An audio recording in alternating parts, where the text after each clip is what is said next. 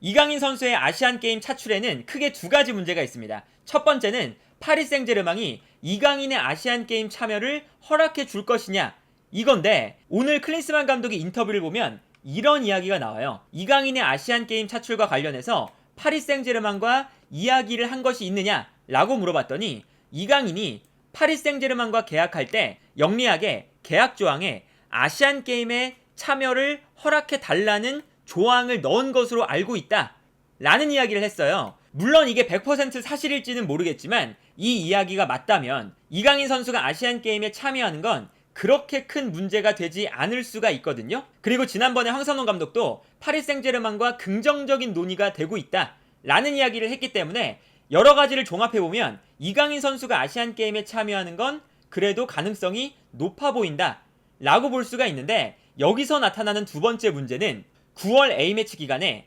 아시안게임 대표팀에 참여할 것이냐, 아니면 클린스만 감독이 이끄는 A 대표팀에 참여할 것이냐, 이게 두 번째 문제죠. 일단 9월 5일부터 9월 13일까지가 국가대표팀 A매치 기간입니다. 그래서 이 기간 동안 우리가 웨일스와의 경기가 9월 8일에 있고요. 그리고 사우디아라비아와의 경기가 9월 13일에 있죠. 그런데 여기서 이제 클린스만 감독은 요 A매치 기간 동안 웨일스, 사우디 요 두 경기에 이강인을 비롯한 홍현석, 박규현 이런 선수들을 A 대표팀에 불러서 활용해보고 싶다 라는 입장이고요. 그런데 여기서 동시에 어떤 게 있냐면, 황선홍 감독이 이끄는 아시안게임 대표팀이 A매치 기간 동안 아시안게임을 대비한 훈련을 하기 시작합니다. 아시안게임은 9월 19일부터 시작이 되거든요.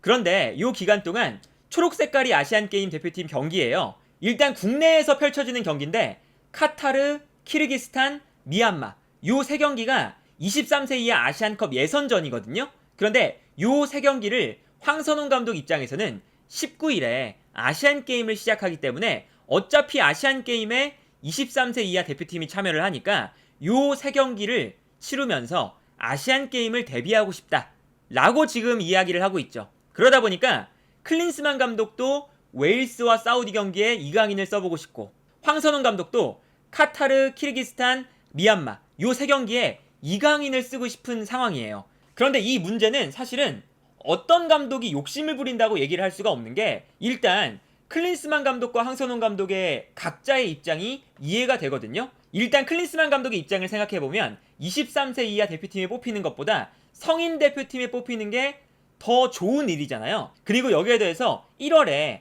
아시안컵이 있기 때문에, 아시안컵은 대륙대회거든요.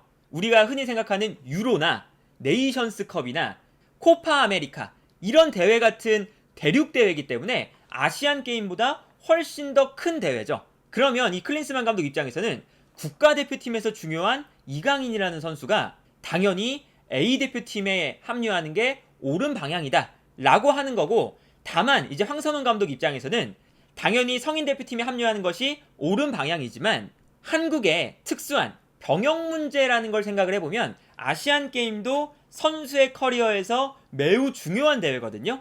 그래서 이제 클린스만 감독도 오늘 인터뷰에서 이런 이야기를 합니다. 나는 아시안게임과 군 문제에 대해 여러 번 듣고 중요성을 이해를 하고 있다 라는 이야기를 해요. 그래서 황선홍 감독의 이런 사정과 그리고 선수들의 병역 문제를 클린스만 감독도 일단은 이해를 하고 있는 상황이거든요. 그리고 아시안게임이 9월 19일에 시작을 하니까 A매치 기간에는 겹치지가 않는다. 그러니까 A매치 기간에 이강인을 비롯한 홍현석, 박규현 같은 선수들을 쓰고 아시안게임 대표팀에는 A매치 기간이 끝난 다음에 합류를 하면 되는 것이 아니냐 라고 이야기를 하고 있는 거고요. 실제로 클린스만 감독이 어떤 이야기를 했냐면, 기본적으로 이강인은 9월 A매치를 소화하고 아시안게임 대표팀에 합류하는 것으로 나는 생각을 하고 있다. 물론 황선홍 감독이 이강인과 훈련을 한 번도 못해서 걱정하는 것을 이해하지만 일단은 A매치를 잘 치러야 된다. 그리고 당연히 겹치는 선수가 있다면 A 대표팀 경기를 치르는 게 우선이다. A매치를 하는 게 더 수준이 높은 경기이기 때문에 선수가 더 높은 수준의 경기를 하면 아시안게임 대표팀에도 도움이 될 것이다. 그래서 황선홍 감독의 사정은 알겠지만 A매치 두 경기를 치르고 중국으로 넘어가는 것으로 이해를 하면 된다 라고 이야기를 하고 있어요. 그런데 이제 아까 말씀드렸던 한국의 특수한 병역 문제도 있고, 그리고 이러한 특수한 경우가 있으면 사실 A대표팀의 감독이 23세 이하 대표팀 감독에게 선수를 양보하는 경우가 우리뿐만 아니라 종종 있습니다. 일단 대표적으로 최근에 있었던 21세 이하 유로 대회가 있었거든요. 그런데 그 동일한 기간에 A매치 경기가 있었어요. 그런데 이탈리아 같은 경우에는 이탈리아가 A매치 기간 동안 네이션스 리그 2경기를 치렀거든요. 그런데 이탈리아 대표팀에 토날리라는 선수가 있죠. 근데 이 토날리가 A 대표팀도 뛰고 그리고 나이가 어려서 21세 이하 유로도 참여할 수 있는 선수였어요. 그런데 선수가 이번에는 내가 21세 이하 대표팀하고 늘상 경기를 치렀으니까 그 선수들하고 친하기도 하고 마지막 마무리를 21세 이하 유로 대회에서 하고 싶다 라고 이제 이탈리아 당시 만치니 감독에게 이야기를 했고, 만치니 감독이 허락을 해줘서 네이션스 리그 A매치 2경기가 아니라 21세 이하 유로 경기를 치렀습니다. 그러니까 A 대표팀이 23세 이하 혹은 21세 이하 대표팀에게 선수를 양보하는 게 서로 합의만 되면 그렇게 이상한 일은 아니에요. 다만 이제 우리가 작년에 월드컵 예선이 있는 상태에서 올림픽 대표팀과의 일정이 겹쳤었죠. 그때 이제 김학범 감독과 당시 벤투 감독이 선수 차출 문제에 대해서 여러 가지 이야기가 오갔는데, 그때는 당연히 월드컵 예선이니까 A 대표팀이 당연하게도 우선입니다. 그런데 9월 A매치가 물론 1월 아시안컵이 있긴 하지만 작년에 벤투 감독이 월드컵 예선을 치렀을 때처럼 지금 당장 대회에 참여하거나 그런 상황은 또 아니거든요. 그러다 보니까 황선홍 감독 입장에서는 어느 정도 양보가 될 수 있지 않나, 뭐 이런 이야기니까 사실은 클린스만 감독의 입장도 이해가 되고 황선홍 감독의 입장도 어느 정도 이해는 돼요.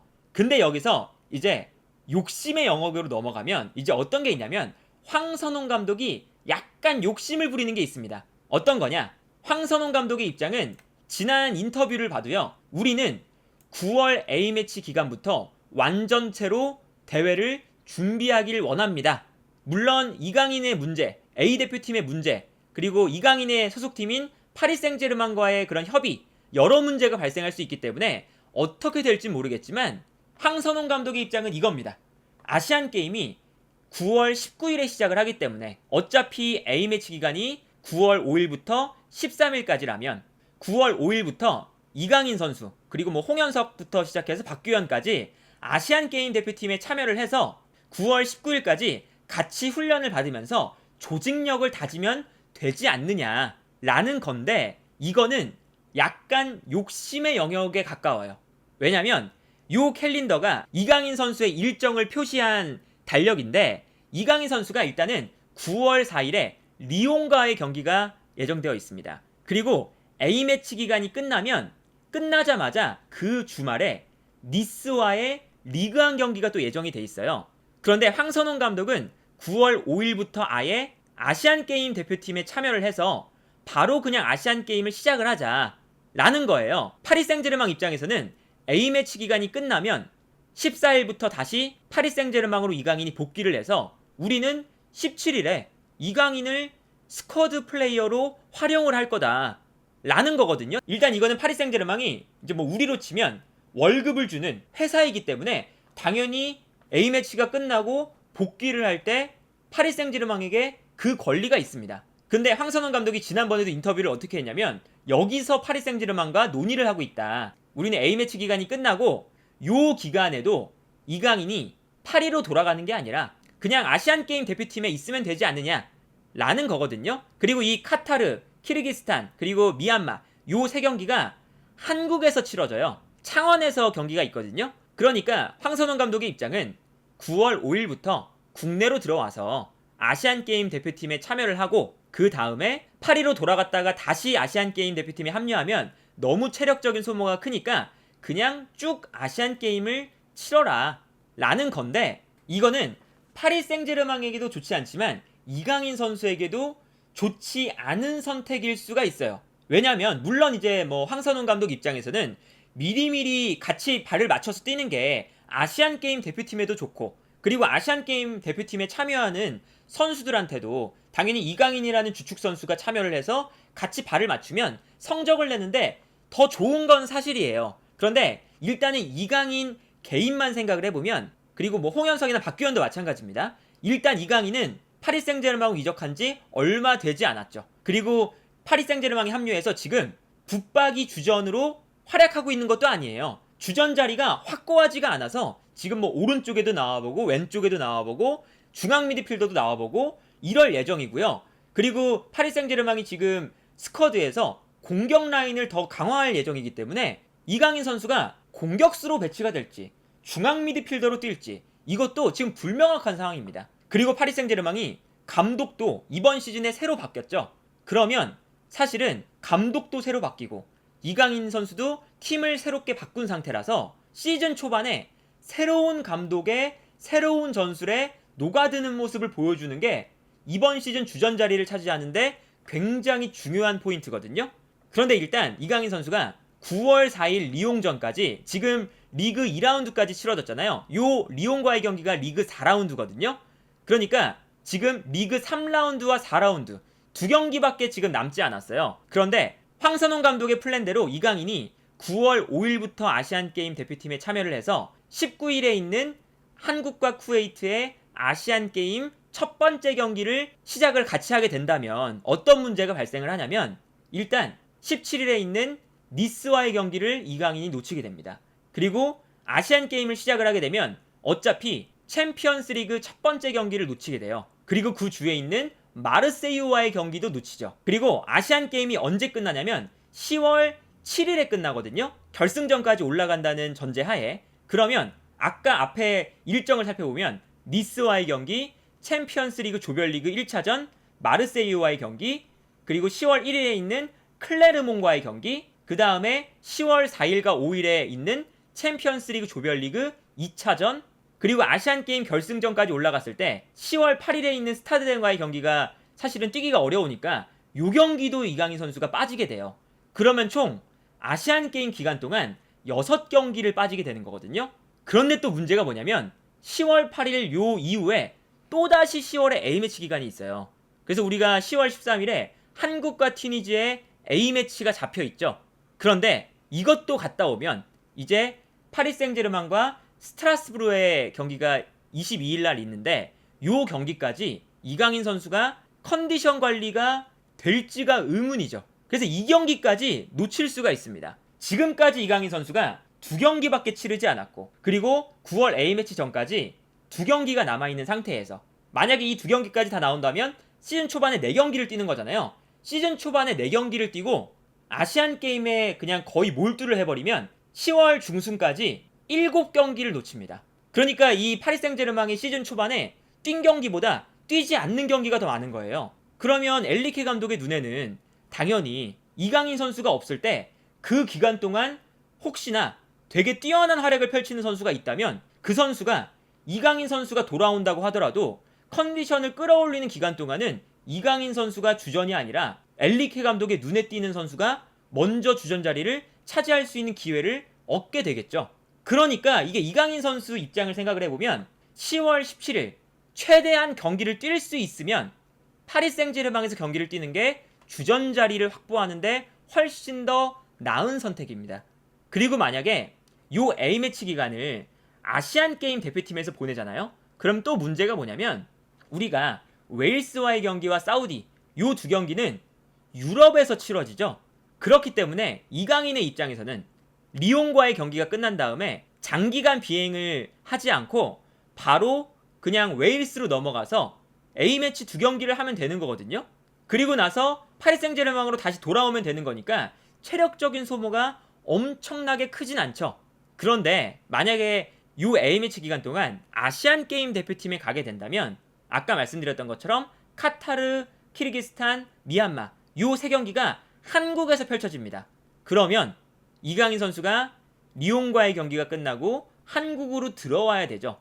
그리고 만약에 황선홍 감독의 바람과 다르게 파리 생제르맹이 A매치가 끝나고 아시안게임 대표팀에 합류하는 것을 허락해주지 않고 우리는 17일까지 이강인을 스쿼드 플레이어로 쓰고 싶다 라는 결정을 내리면 이강인이 아시안게임 대표팀에 참여하려고 9월 5일부터 한국으로 와서 13일까지 한국에서 체류를 한 다음에 다시 파리 생제르맹으로 합류하기 위해서 장기간 비행을 하면서 파리로 또 돌아와야 돼요. 그런 다음에 요 한 경기를 치르자마자 다시 아시안게임에 합류를 하기 위해서 중국으로 또다시 넘어가야 됩니다. 그러면 이강인 선수의 사실은 컨디션 관리가 정상적으로 이루어질 수가 없죠.